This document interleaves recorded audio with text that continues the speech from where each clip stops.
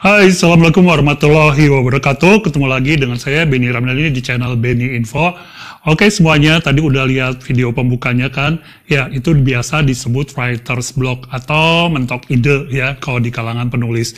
Dan ini seringkali terjadi di penulis pemula. Kalau yang udah senior, biasanya mereka udah tahu cara mengatasi agar tidak terjadi writer's block. Oke, saya akan bagi tips berdasarkan pengalaman, juga berdasarkan sharing dengan penulis lainnya, dan referensi dari bacaan yang saya temukan di banyak bacaan tentu saja. Oke, jangan lupa subscribe dulu channel ini, loncengnya ditekan juga, dan terima kasih banyak yang sudah subscribe channel ini, sudah komen-komen juga, sudah like, dan apalagi yang sudah share. Kita simak bareng-bareng ya setelah kita sama-sama simak bumpersnya.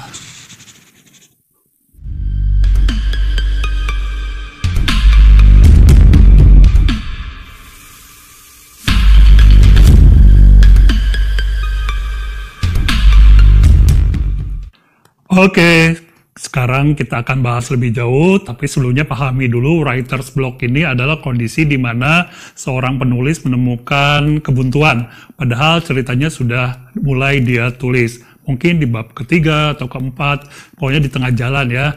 Nah, langkah pertama yang harus dilakukan ketika menghadapi writer's block adalah terima dulu kondisi seperti itu. Hanya kita sedang mentok ide, nah setelah kita terima, kita langsung yakinkan diri kita bahwa kondisi seperti ini bisa kita atasi, bahwa kita jangan sampai meninggalkan tulisan yang sudah kita mulai itu. Jadi teman-teman langsung lakukan peneguhan diri ya. Oke, bisa kan ya untuk langkah pertama ini cukup mudah.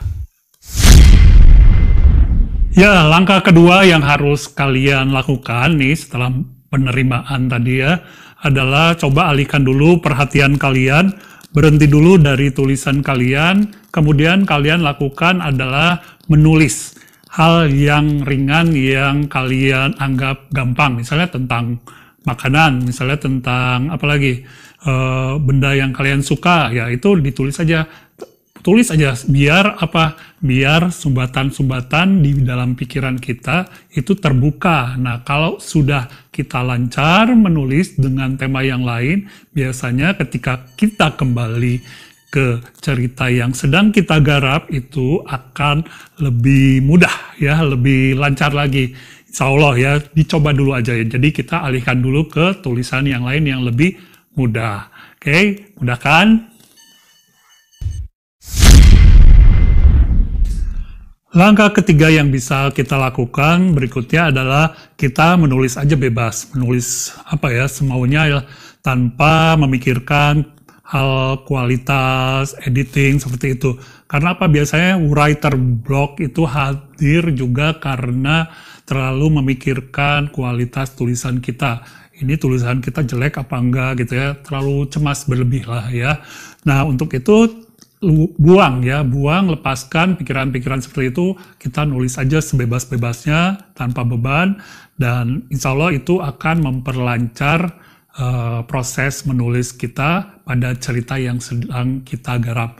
Jadi santuy aja dulu ya, tulis yang bebas, toh nanti ada saatnya kita melakukan self-editing. Oke, langkah ketiga cukup mudah kan? Ya.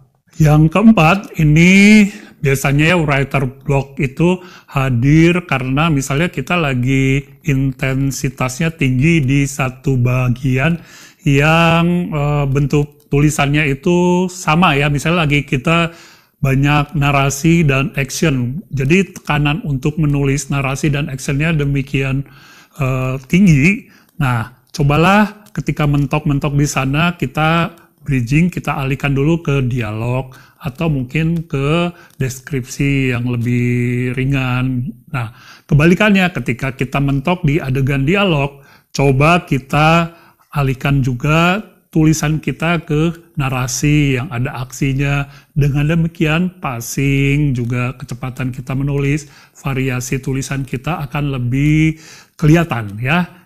Coba deh kita variasikan bentuk tulisan kita. Ya, yang nomor 5, kita coba kembali lagi membaca scene atau bagian-bagian terakhir dari tulisan kita ya. Jangan-jangan yang bikin ide itu mentok karena bagian tersebut memang tidak bisa dikembangkan. Jadi kita baca lagi, mungkin kita punya alternatif cerita atau plot lainnya untuk bagian tersebut ya. Kita improve dulu misalnya. Walaupun kita sudah punya cerita yang dianggap bagus, kalau memang itu tidak bisa dilanjutkan ya kita harus ganti dan kita tetap berpatokan pada premis yang sudah kita punya ya. Sepanjang itu premis kita pegang, nggak apa-apa kita improve tulisan kita. Siapa tahu dengan demikian kita malah bisa menemukan plot atau ide tulisan yang lebih bagus lagi, lebih mengalir lagi, bahkan ceritanya akan jauh lebih menarik ya. Dicoba deh. Oke, kita ke nomor 6. Nomor 6 nih, kalau kalian masih ingin coba lagi, karena masih buntu juga, nah, kalian coba tutup aja closing bagian yang terakhir itu, kemudian kasih asterik, biasa kita lanjut ke scene berikutnya atau ke bab berikutnya. Jadi kita sudahin aja itu, terus kita mulai lagi dengan bab baru. Mengapa demikian? Karena kita nggak bisa maksain sebuah plot atau sebuah alur yang memang mentok, sementara kita misalnya ingin segera menuju ending. Jadi kita harus saja, nanti kita bisa balik lagi ke bagian itu kalau memang ide kita semakin terbuka lancar ya. Jadi nggak masalah juga kita lompat-lompat dulu ke bab berikutnya. Mungkin di bab berikutnya pun kita akan menemukan jalan buntu gitu ya. Ya kita loncat lagi ke bab berikutnya sepanjang kita tahu, paham nanti larinya kemana plot yang sudah kita buat sebelumnya. Oke.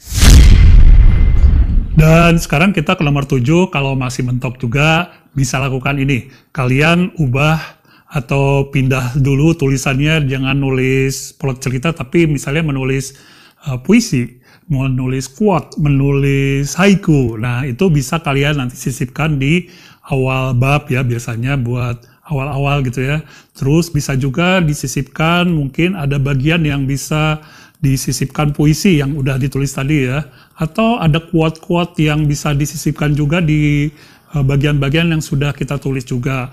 Nah, dengan menulis hal yang berbeda ini mungkin ya sumbatan-sumbatan yang ada di pikiran ketika kita menggarap cerita yang sedang kita tulis itu akan terbuka pelan-pelan ya. Oke, cara ini lumayan ampuh, jadi bisa dicoba juga.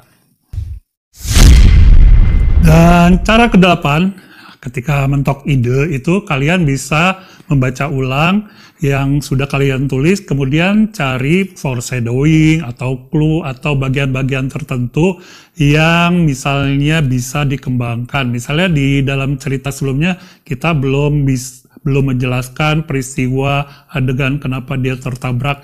Nah, kita bisa jelaskan itu, kita cari lagi hal-hal yang bolong-bolong lah ya. Ada yang bolong, kita tambal dengan cerita-cerita yang kita buat kemudian.